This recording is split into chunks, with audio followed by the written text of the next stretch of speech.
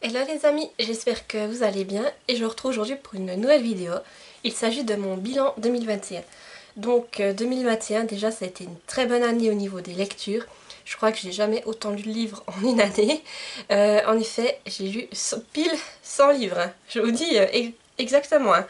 J'ai vraiment, quand j'ai vu ça, je me suis dit voilà, t'aurais cherché à le faire exprès, t'aurais pas pu. Voilà. Et puis sinon, bien sûr c'est 100 livres. J'ai eu 12 coups de cœur et 3 déceptions. Donc c'est parti, je vais vous présenter mon top 10 de 2021 et mes déceptions. Alors ma première déception de 2021 ça a été Danse nocturne de Nadège Fillon. C'est l'histoire d'Evaline. On est déjà dans un univers où c'est que les vampires ont pris le contrôle de l'humanité et les humains ce sont leurs esclaves, voilà. Et là on va suivre Evaline qui est une jeune danseuse qui a encore de la chance car elle se retrouve dans une dans une troupe de danse justement. Et elle a dansé donc ça lui convient très bien. Jusqu'au jour où c'est qu'elle va attirer le regard du vampire qui dirige une certaine région. Et il va vouloir justement qu'elle devienne son esclave.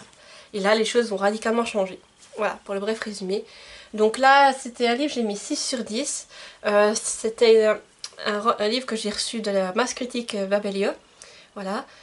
Mais pour moi ça l'a pas fait. Déjà je dirais que c'était pas vraiment une romance pour moi parce que quand on parle déjà de relations esclaves, voilà, il y a des scènes on va dire que j'aurais qualifié moi de viol mais que parce qu'il n'y avait pas de consentement mais l'autrice elle essaye un peu de détourner ça donc ça déjà ça m'a pas plu.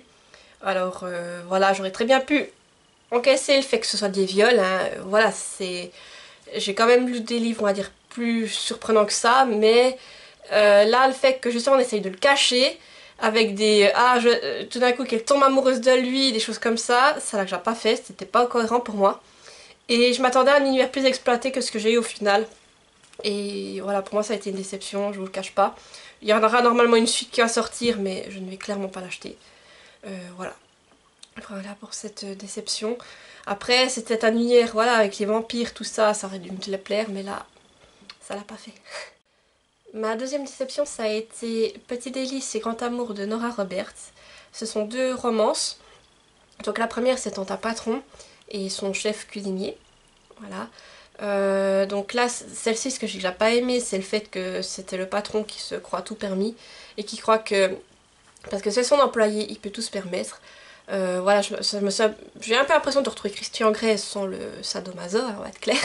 Mais c'était ça et ça m'a pas plu. Et c'était vraiment, j'ai l'impression de retrouver des gros clichés. La deuxième roman c'était la même chose et c'est vrai que par moments je me suis ennuyée. Donc voilà, pour moi ça l'a pas fait. Et ce livre il a aussi la note de 6 sur 10.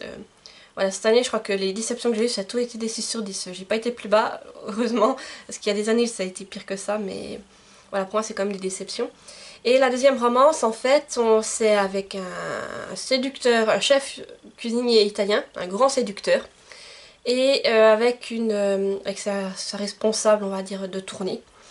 Voilà, donc là c'est la même chose, on est sur des gros clichés, le chef séducteur italien, l'italien vraiment stéréotypé, beau gosse, tout ça, voilà. Et c'est vrai que moi, ça l'a pas fait. Voilà, c'est un livre, je l'ai lu, à lire une fois c'est sympa encore, mais je ne le relirai pas et franchement, voilà, je pense que j'ai lu des romances qui étaient beaucoup plus intéressantes que ça. Et finalement, ma dernière déception, ça a été Oups, ce n'est pas ce que tu crois, de Romy Marlowe. Donc là aussi, j'ai mis un note de 6 sur 10. Alors ici, on va suivre Océane, qui est productrice de télé-réalité. Elle est en couple avec Loïc depuis 10 ans. Et un jour, elle va découvrir que Loïc la trompe. Là, sa vie va être brisée et elle va un peu partir en vrille. Voilà. Donc là, c'est un service presse que j'ai reçu des éditions Elion, si je dis pas de bêtises. Donc je les remercie encore pour ce service presse, même si pour moi, ça n'a pas été le gros coup de cœur, au contraire. Ce que je reproche à ce livre déjà, c'est que je crois que j'avais pas trop apprécié la manière dont c'était fait, le style. Déjà, j'avais pas trop accroché. Et je veux bien qu'après une peine d'amour, on parte en vrille, mais la manière dont Océane fait ça, je trouvais ça illogique en fait. Et c'est vrai que tout du long je levais les yeux au ciel à me dire mais comment est-ce qu'on peut faire des choses pareilles. Voilà, pour moi ça n'avait ni queue ni tête, mais heureusement Je pense que je l'aurais noté beaucoup plus bas s'il n'y avait pas eu la fin. Parce qu'à la fin, il se passe quelque chose. Et tout ce qu'on a découvert, ça commence à prendre du sens. Mais pour moi, ça l'a quand même pas fait. Voilà. Mais comme je vous dis, la fin a quand même rattrapé le reste du livre. Parce que je pense que s'il n'y avait pas eu la fin, si on aurait continué comme ça, il avait une note en dessous de 5. Je pense. Et c'est la fin qui l'a sauvé. Mais c'est vrai que moi, c'est une lecture...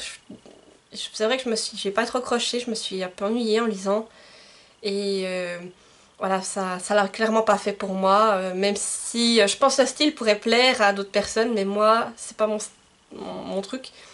Et c'est vrai que c'est surtout le fait que ce soit illogique pour moi. À chaque fois que je voyais ce que faisait Océane, je me disais, mais comment tu peux penser à ça dans des moments pareils voilà. Voilà pour ce livre, pour moi ça a été surtout très illogique, même si la fin a un peu rattrapé des choses, mais ça a été, on va dire, j'ai pas arrêté de laver les yeux aussi, un peu, parce que par moments j'en pourrais plus, faut être clair, voilà. Et maintenant passons à quelque chose d'un peu plus joyeux, on va dire, de plus motivant, on va peut-être dire, avec mon top 10 de 2021. C'est parti. Alors, du coup, mon premier coup de cœur de 2021, ça a été le Sebetocht, le tome 4 d'Élodie François, Les ombres du passé. Donc là, on va suivre une histoire avec des démons. Et justement, cette histoire va mettre en scène, vu que là c'est le tome 4, je ne vais pas vous résumer le tome 4 pour pas vous spoiler. On va mettre en scène ce démon qui, par quelque chose qui va se passer, va chercher à devenir humain. Voilà. À renier sa nature de démon. Donc ça, déjà, l'intrigue m'a beaucoup captivée. Et les autres tomes, j'avais déjà beaucoup aimé. Et le tome 4, ça a été le coup de cœur. Vraiment, ce qui s'y passe, mais j'ai dévoré ce tome, j'en pouvais plus. C'était horrible. Par moments, je me disais, mais mon Dieu, mais qu'est-ce qui va leur arriver? J'étais vraiment à fond dedans. Et quand ça s'est terminé, mais j'étais triste comme pas possible parce que j'avais pas envie de quitter ce monde, cet univers, ces personnages. Tellement j'étais à fond dedans. Mais vraiment, si vous aimez le fantastique et voyager entre les différentes époques, le Moyen-Âge jusqu'à nos jours, cette saga elle est faite pour vous. Je vous la conseille à 100%. Franchement, moi c'était un énorme coup de cœur. La plume d'Élodie elle est addictive, vraiment. Si j'avais du temps, je vous le dis franchement, si j'avais plus de temps pour lire, je me la relirais de suite. Mais voilà, j'ai d'autres lectures à faire, mais vraiment gros coup de cœur et surtout premier coup de cœur de 2021. Donc vraiment... Elle m'a marquée et même encore maintenant je repense à la fin mais je me dis oh mon dieu mais je suis triste de savoir qu'il n'y aura plus rien avec ces personnages. Vraiment, ça m'a fait mal au cœur de les quitter. J'ai aussi mis dans mon top 10 le tome 1 de Gardien des Cités Perdues, de Shannon Messenger. Donc là c'est aux éditions Lumen. Là on va suivre l'histoire de Sophie qui est je crois que c'est une lycéenne comme les autres, jusqu'au jour où... pendant une visite, elle va rencontrer un garçon qui est bizarre et qui va lui faire comprendre en fait qu'elle n'est pas humaine, qu'elle appartient à un autre univers et qui va l'emmener dans ce fameux univers. Voilà. Et elle va découvrir tout ce nouveau monde et les créatures fantastiques qui le peuplent. Voilà. Alors déjà, c'est une belle bricasse, hein, comme vous pouvez le voir, ça fait combien celui-là? Ça fait passer 500 pages, voilà. L'écriture quand même c'est assez grand, assez espacé, parce que ça reste quand même un peu du jeunesse, je dirais. Et moi, ça a été un gros coup de cœur parce que déjà, je vous avoue qu'au départ, j'ai cette saga depuis des années dans ma palle. Je la repoussais en me disant ouais, voilà, tu la liras plus tard. Mais, mon Dieu, mais je suis passée à côté d'un truc, mais vous imaginez pas. J'ai lu ça, et j'ai l'impression de me revoir ado en train de lire les Harry Potter. Je vous jure. C'était incroyable. Je tenais ce bouquin, je pouvais plus le lâcher. C'était prenant. Parce que bien sûr, Sophie, elle va découvrir aussi une école qui va lui apprendre justement à maîtriser ses pouvoirs. Et c'est une espèce d'école de magie. Donc ça m'a fait penser bien sûr à Poudlard, tout ça. Mais j'étais à fond dedans, à suivre ses aventures. Et c'est tellement prenant. Et puis cet univers, c'est tellement mignon et tout. Ah mais j'ai adoré. Et comment vous dire, j'ai lu ça. Et j'enchaîne avec le tome 2. Et le tome 2, ça c'était un gros coup de cœur, donc là je me suis un peu calmée pour 2021, je me suis dit on laisse un peu de côté, mais 2022 je pense qu'il y aura un voire deux tomes qui vont aussi y passer, mais franchement, si vous avez aimé les Harry Potter, que vous recherchez quelque chose un peu dans ce style là, et que vous aimez le fantastique jeunesse, eh bien allez-y, cette saga est géniale. Je vous dis, moi j'ai dévoré, pour la bricasse que c'est, je pense que je l'ai dévoré en même pas 2 jours, hein. J'étais à lancer, j'avais pas les pages passées, c'était incroyable.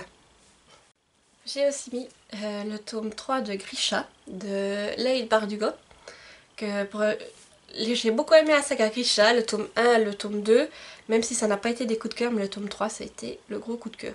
Alors pour le résumé, je vais vous résumer plutôt le tome 1 bien sûr pour ne pas vous spoiler. Alors là on va suivre Alina qui vit on va dire dans un univers totalement de fantasy où il y a des Grishas, ce sont des êtres qui ont des pouvoirs. Et elle est engagée dans l'armée comme cartographe. Et avec son équipe, ils vont devoir traverser ce qu'ils appellent le Shadowfold. En fait, c'est une étendue de brouillard noir dans lequel vivent des monstres. Et ils vont donc traverser ce Shadowfall dans une espèce de bateau. Et sauf que pendant la traversée, ils vont se faire attaquer. Et le meilleur ami de Alina est en train de se faire enlever par ces monstres. Et là, Alina, il va se passer quelque chose, elle ne comprend pas ce qui se passe. Et quand ils reviennent hors du Shadowfall, elle va découvrir en fait qu'elle a un pouvoir de Grisha qui est spécial. Voilà. Et donc on va suivre ses aventures. Alors Grisha, c'est une saga de fantasy que j'ai vraiment kiffé. Franchement, l'univers, comme il est fait, ça m'a bluffé. Franchement, je crois qu'un univers pareil, dans 2020, ça a été le meilleur que j'ai vu en 2021 en tout cas. Et Grisha, alors comme je vous ai dit, le tome 1, ça, je crois que j'avais mis 9 sur 10 et le tome 2 un peu moins. Parce que le tome 1, j'avais adoré, mais j'étais pas loin du coup de cœur, mais voilà, je l'ai quand même pas atteint. Le tome 2, je l'ai trouvé un peu plus lent. C'est pour ça qu'il a perdu quelques points. Le tome 3, ben, vu que c'est le tome final, ça part de tous les côtés. Il y a plein de rebondissements et la fin, mon Dieu. Mais j'ai été à fond dedans et j'ai adoré, franchement, je l'ai bouffé le tome 3. Bon après là, j'ai le tome intégral de France Loisirs, s'il fait avec les 3 tomes dedans, donc du coup, c'est passé 1100 pages. Hein. Et il est en plus écrit assez petit et assez serré, si je vous montre juste pour vous montrer. Voilà, que vous puissiez voir. Mais Grisha, et puis surtout la couverture, c'est pour ça que j'ai pris ce tome, la couverture est magnifique. Mais Grisha, j'ai beaucoup aimé. Et le tome 3, ça a été un coup de cœur. Je pense que Grisha, c'est un livre que je voudrais, dans quelques années, je vais le relire parce que franchement, c'était génial. Et voilà, moi j'étais prise dedans, même si les autres tomes, ça n'a pas été des coups de cœur, je les ai quand même adorés. Et le tome 3, je me suis pris une grosse claque, ouais, clair. Il s'est passé des choses que j'ai pas vu venir. Vraiment, je m'en suis pris plein la gueule, comme on dit. Voilà. Mais franchement, vous aimez le fantasy, oui, avec de la magie, ces choses-là, eh bien Grisha, allez-y, c'est fait pour vous. J'ai aussi mis dans mon top 10 le tome 1 de Tout recommencer de Charlène Cobel, Une nouvelle vie. Donc ici on va suivre Jade, qui a vécu des événements difficiles dans son collège, et pour se reconstruire, elle part à la campagne chez son père. Et là, elle va essayer de recommencer une nouvelle vie pour oublier ce qui s'est passé. Et elle va rencontrer Jeff, un cow-boy, on va dire en guillemets, parce que où c'est qu'elle est, bien entendu. Il y a beaucoup de chevaux, tout ça, et voilà. Donc elle va essayer de se reconstruire, et puis peut-être que Jeff va y aider, et aussi les chevaux. Donc ici, on est dans une petite lecture jeunesse, oui, young adulte, pardon, mêlant la romance, et ça m'a beaucoup plu, l'histoire de Jade, déjà, ce qui s'est passé, son passé, et ce que l'autrice nous raconte là-dedans, ça m'a beaucoup plu, et surtout le fait que ce soit lié au monde du cheval, ça m'a encore plus captivée, on va dire. J'ai vraiment adoré ça, et pour moi ça a été un gros coup de cœur, c'est le premier livre que je lisais avec Charlène Cobel. C'est là que j'ai découvert sa plume, elle m'a vraiment captivée. Une fois que j'ai commencé, je pouvais plus m'arrêter, j'enchaînais les chapitres et je l'ai bouffé ce livre, il n'y a pas d'autre mot. Et une fois à la fin, je l'ai posé, je me suis dit mais il me faut le tome 2, tellement j'étais prise dedans. Mais heureusement le tome 2 sort cette année, donc je ne devrais pas attendre très longtemps. Et je me réjouis de le découvrir, mais le tome 1, ça a été génial. Je revois encore des scènes, ça m'a vraiment marqué. Et c'est vraiment un très bon souvenir. Donc si vous aimez la romance et le young adulte, allez-y, ce livre, je vous dis, il se lit, c'est c'est clair qu'il y a des moments plus compliqués que d'autres, mais pour moi c'était un pur plaisir à découvrir. Il en vaut le coup, il n'y a pas d'autre mot.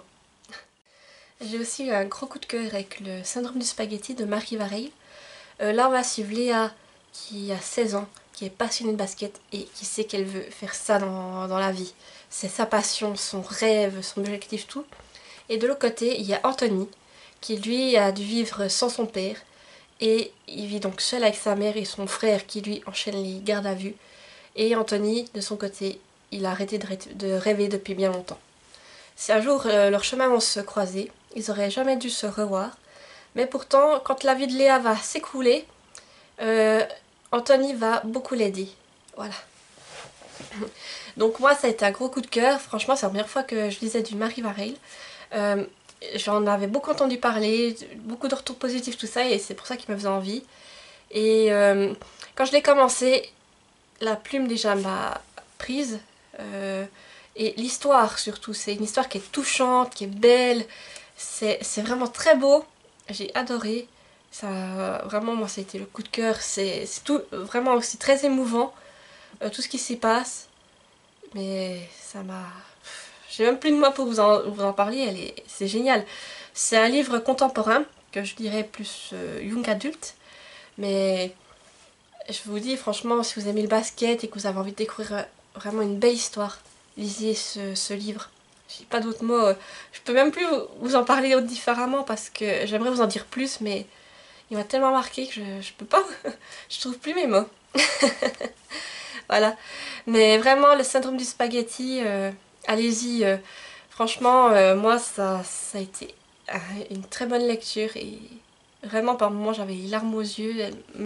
L'autrice, elle m'a touchée en plein cœur. J'ai pas d'autres mots. J'ai aussi eu un énorme coup de cœur pour Heartless de Marissa Meyer. Alors ici, on va suivre l'histoire de la reine de cœur et ce qui l'a poussée à devenir aussi méchante, aussi cruelle. Alors bien avant de devenir celle que l'on connaît tous, elle s'appelait Catherine. Elle adorait faire des gâteaux, de la pâtisserie. Et surtout, elle était amoureuse du bouffon du roi qui s'appelait Badine. Voilà. Alors comme vous le savez, Marissa Meyer, ça a été un gros coup de cœur avec les chroniques lunaires. Et là, j'avais envie de découvrir autre chose. Et ce one shot, ça l'a fait. D'un certain côté, je vais vous dire, il est horrible parce qu'on découvre Catherine, on s'attache à ce personnage, on se dit, oh, qui est tout autre, qui est touchant, attachant, tout ce que vous voulez. Et derrière, on sait qui elle va devenir, on se dit, mais non, c'est pas possible que quelqu'un comme elle devienne une reine aussi cruelle, infâme et tout. Eh bien si, et comme Marissa Meyer l'amène, on comprend, mais tout du long, on se dit, mais non, non, peut pas laisser Catherine devenir ça, et bien voilà. Mais c'est une histoire qui est vraiment prenante, et puis on est dans l'univers des pays des merveilles, donc c'est loufoque, c'est vraiment génial. J'ai adoré, et franchement, la plume de Marissa Meyer, je pense que je pourrais dire n'importe quoi de Marissa Meyer, je vais adorer. Comme c'est amené, sa manière d'écrire, comme quand elle nous en parle, c'est génial. Là, ça c'était du coup, j'ai oublié de vous dire, c'est aux éditions Pocket Jeunesse. Et puis sinon, il fait combien celui-ci? C'est un beau bébé, il fait 600 pages. Et là, l'écriture, par contre, elle est un peu plus grande, comme vous pouvez le voir. Il est un peu plus espacé. Mais ce livre, je l'ai lu cet été, je l'ai bouffé. Tellement j'étais prise dedans, tellement l'histoire de Catherine, elle m'a captivée. Et aussi Badine, le fameux bouffon du roi, ce personnage, il est mystérieux, il est juste génial comme il est construit. Franchement, moi, ça a été un super moment de lecture, il n'y a pas d'autre mot. Et du Marissa Meyer, je crois que j'aimerais lire les chroniques lunaires, mais celui-là aussi, j'ai envie de me le relire. Tellement j'ai adoré. Et c'est vrai que la fin, on sait très bien ce qui va se passer à la fin, mais on se dit c'est horrible, mais on sait qu'elle doit arriver. Donc, voilà. Mais vraiment, si vous aimez les réécritures de contes et que vous avez envie de découvrir, d'en apprendre plus sur la Reine de Cœur, il faut lire ça. Franchement, vous n'avez pas le choix. Faut lire Marissa Meyer, c'est obligé. Je vous dis, vous allez adorer. Si vous aimez ce qui est réécriture de contes dans un univers un peu science-fiction, vraiment, lisez. Ça c'est génial. J'ai aussi un gros coup de cœur pour Né pour être sorcier, le tome 1 d'Amélie Janot. Donc je remets ça encore à Amélie pour l'envoi de ce service presse. Ici on va suivre l'histoire de Gabriel qui est dans un univers où il n'y a que des sorciers. Sauf que malheureusement Gabriel n'a pas de pouvoir. Alors il le cache parce que si on l'apprend on va le bannir. Sauf qu'un jour c'est sa propre sœur qui va le dénoncer et donc à ce moment-là il n'aura d'autre choix que de s'enfuir et de venir parmi les humains. Et une fois dans notre univers, justement, Gabriel va se rendre compte qu'il a des pouvoirs en fait. Voilà. Donc là c'est une lecture que j'ai beaucoup aimée, que j'ai trouvée prenante, aussi captivante. Et Gabriel il est surtout très attachant. Et oui, moi j'ai dévoré ce bouquin aussi. Là on est sur un tome qui fait 300 pages environ. C'est écrit, je vais vous montrer, assez gros. Ouh, je me suis failli faire tomber. Voilà, comme vous pouvez le voir. Et franchement Gabriel, j'ai adoré suivre ses aventures, voir ce qui arrive. Il y a plein de mystères autour de lui justement. Et vu ce qui se passe à la fin, j'ai hâte de lire le tome 2. Franchement, je pense que le tome 2 il va être tout aussi génial. Voilà, donc si vous aimez le fantastique, tout ce qui est en lien avec les sorciers, je vous conseille vraiment ce livre. En plus sa couverture, regardez, elle est magnifique. Mon prochain coup de cœur, c'est un livre dont je vous ai beaucoup parlé, donc je vais de nouveau vous en parler une fois, hein, voilà, c'est pas le choix. Il s'agit du tome 1 de Phobos de Victor Dixon. Donc voilà, je vais peut-être vous épargner le résumé, je vais le faire bref. C'est 6 filles et 6 garçons qui sont envoyés sur Mars pour coloniser la planète Mars, sauf que pendant leur voyage dans l'espace, ils vont faire un jeu de télévisé, un jeu de speed dating, c'est que justement, quand ils arriveront sur Mars, ils vont devoir être en couple. Et une fois sur Mars, ils vont se marier. Voilà. Sauf qu'en fait, on les aura sur Mars, mais on ne leur a pas tout dit. En fait, il y a des menaces qui les guettent là-bas. Oh. Donc voilà, déjà pour le bref résumé, hein, vraiment. J'ai pas été dans les détails, mais moi, ça m'a déjà captivée. C'est une œuvre de science-fiction. J'ai adoré. Et Victor Dixon, quoi. Je peux pas vous dire ça autrement. La plume de Victor Dixon, il y a pas d'autre mot. Elle est géniale. J'ai commencé ce livre, comme il est fait, c'est prenant. Et puis et surtout, il y a toujours cette menace qui plane sur les candidats tout du long. Et moi, ça me stressait. Je me disais, mais mon Dieu, il y a ça qui leur plane au-dessus de la tête et ils le savent même pas. Ça peut leur éclater à la figure à tout moment, mais ils sont pas au courant, ils savent rien. C'est vraiment horrible. Mais là, franchement, c'est addictif et surtout les cliffhangers, mais... Le cliffhanger qui est à la fin de celui-là et du tome 2, qui aussi était un coup de cœur, hein, voilà, pendant que j'y suis. Mais c'est juste horrible, vous avez envie de vous jeter sur les tomes suivants. Hein. Je vous jure, là, j'ai fini le tome 2 il y a quelques mois. Je me retiens avant de me jeter sur le tome 3, mais le tome 3, vous le verrez en 2022. Hein. Vous en faites pas. Hein. C'est pas possible autrement, tellement j'ai été prise par cette histoire, cet univers. Et ces personnages, là, le personnage principal, c'est Léonore. Elle est touchante. Franchement... J'ai adoré Léonore, il n'y a pas d'autre mot. Et même les autres candidats. Mais Léonore, elle est géniale. Et là, on est sur un tome qui fait... Oui, 400...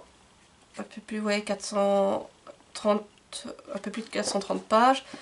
Et l'écriture, elle est assez grande aussi, comme vous pouvez le voir. Et ce qui est bien, c'est que c'est une lecture, on va dire, que à chaque en-tête, on vous met où c'est que vous êtes. Donc soit vous êtes dans le vaisseau, soit vous êtes sur Terre. Et avec quel protagoniste vous êtes. Donc des fois vous serez avec Léonore, des fois vous serez sur Terre avec d'autres personnes. Et ça, je trouve que ça fait des sacrés rebondissements à tout bout de champ en fait. Donc c'est un livre, vous le lisez, vous le voyez pas passer en fait. Je suis arrivée à la fin, je me suis dit, ah, t'es que au bout, alors que j'ai rien vu passer, hein, je vous dis. Mais voilà, si vous aimez la science-fiction, un peu le young adulte, allez-y, Phobos, c'est une saga, elle est juste phénoménale. J'ai pas d'autres mots pour vous en parler plus dans le détail, mais foncez, c'est tout ce que j'ai à vous dire. Encore un autre livre avec lequel je vous ai pas mal bassiné, mais bon, je suis obligée de vous en reparler là dans mes coups de cœur. Il s'agit de The Scare, de Letty Kane. Alors ici, on va suivre l'histoire de Jérémia, qui, quand il était enfant, il a assisté à l'enlèvement de sa sœur. Le kidnappeur l'a assommé, il a tout vu, mais il n'a rien pu faire. Et là, du coup, on va retrouver Jérémia des années plus tard, 20 ans plus tard je crois même, où c'est qu'il s'en veut toujours de ce qui est arrivé à sa sœur, c'est sa faute si elle a été enlevée. Et il n'arrive pas à faire le tour. Et depuis, il est devenu enquêteur privé. Et à ce moment-là, il y a des petites filles aux yeux verrons, comme sa sœur, qui commencent à être enlevées. Et on les retrouve momifiées et habillées comme des poupées. Et pour Jérémia, il est persuadé que c'est le même kidnappeur que pour sa sœur. Et il est prêt à tout pour le retrouver. Donc voilà, déjà ici, ça a été un gros thriller. Je vous le dis, j'ai été captivée tout du long. Le personnage de Jérémia, c'est un personnage qui est vraiment très, on va dire, perturbé, touché par ce qu'il a vécu dans la vie. Mais malgré tout, il reste attachant. Car il veut retrouver sa sœur, il veut savoir ce qui est arrivé. Il peut pas, il pourra pas se reconstruire, tout pendant qu'il ne saura pas ce qui s'est passé. Et où est sa sœur. Donc vraiment, il m'a beaucoup touchée. Ce qui se passe tout du long, ben, on est pris dans l'histoire, on se dit mais mon Dieu, mais il faut qui c'est qui fait ça, qui c'est qui est aussi horrible pour faire des choses pareilles. Et ouais, moi ce livre je l'ai bouffé et une fois que je suis arrivée à la fin, mais je pensais avoir, oui je pensais que je savais, j'avais anticipé certains éléments et l'autrice elle me les a foutus dans la figure quoi. Car en fait j'avais tout faux. Et franchement je me suis pris une bonne claque, mais c'était génial. À la fin de la lecture j'étais sur les fesses, mais franchement ça m'a bluffé et j'ai adoré. Et la plume de l'autriche, mais elle est addictive, vous commencez, vous ne vous arrêtez plus. Franchement une bonne lecture à lire en période d'Halloween, un très bon thriller. Et vous, si vous aimez ce style, mais allez-y. À Halloween, je vous le dis, c'est une super lecture. Vous le bouffez en une soirée, sans problème. Hein. Si vous, tellement vous êtes dedans, ça passe. Hein. Je vous dis, moi, rien qu'en reparler, mais je suis toute, je suis toute excitée parce que j'ai adoré, il n'y a pas d'autre terme. C'était génial, cette histoire. Je me rappelle encore de tous les détails, vraiment, tellement ça m'a... Oh, j'ai été hypée. Mais voilà, si vous êtes aimé le thriller, allez-y, il faut que vous découvriez cette plume. En plus, c'est une autrice française, donc pour découvrir des auteurs de chez nous, allez-y. Et mon dernier livre de ce top 10, il s'agit de Le vent nous portera de Jojo Moyes. Ici on va suivre Alice, qui est une jeune anglaise qui va tomber amoureuse d'un bel américain. Elle va se marier et repartir en Amérique avec lui. Et là-bas, elle va se rendre compte que la vie, tout ce qu'elle imaginait, c'est pas ça. Jusqu'au jour où c'est qu'elle va se lancer en tant que bibliothécaire. Du coup, le but de ce projet, en fait, c'est pas dans une bibliothèque normale telle que nous les connaissons. Et en fait, là, les bibliothécaires, elles sont à cheval. Elles ont des livres dans des sacoches. Et puis, elles vont les amener de maison en maison pour pouvoir, justement, même aller dans les maisons les plus retirées, amener la culture. Voilà. Donc Alice, elle se lance dans cette aventure. Et puis, ce n'est pas au goût de tout le monde, mais ça lui plaît. Voilà. Donc là aussi, ça a été un gros coup de cœur. Franchement, la plume de Jojo Moyes, elle est géniale. Et j'ai beaucoup aimé ce fait que ce soit en fait tiré de faits réels, justement, ça a vraiment existé, ces bibliothécaires à cheval qui parcouraient des grosses distances pour amener la culture aux plus démunis. Ça m'a beaucoup plu. Et aussi, comme la culture de l'époque est retransmise en fait, on va traiter le thème déjà, on va être clair, les hommes c'est des machos, à cette époque-là, ce qui est normal. Pour une femme, ça peut pas aller à cheval toute la journée. C'est pas le but d'une femme. Le but d'une femme, c'est d'être à la maison, de faire le ménage et de s'occuper des gosses. Voilà. Mais voilà, ça je suis tout à fait d'accord. Si l'autrice n'avait pas retranscrit ça, je me serais dit mais ça ne concorde pas. Et après, les thèmes principaux sont bien entendu l'émancipation de la femme, que j'ai beaucoup aimé comme il a abordé, et surtout aussi la ségrégation raciale, aussi qui est un thème clé de ce roman et qui est bien amené je trouve. Franchement, j'ai vraiment adoré Alice, le personnage d'Alice, et les autres bibliothécaires qui sont aussi géniales et très attachantes. Franchement, c'est un roman historique qui est juste génial et vraiment captivant. Je peux que vous dire, lisez-le, c'est prenant du début à la fin.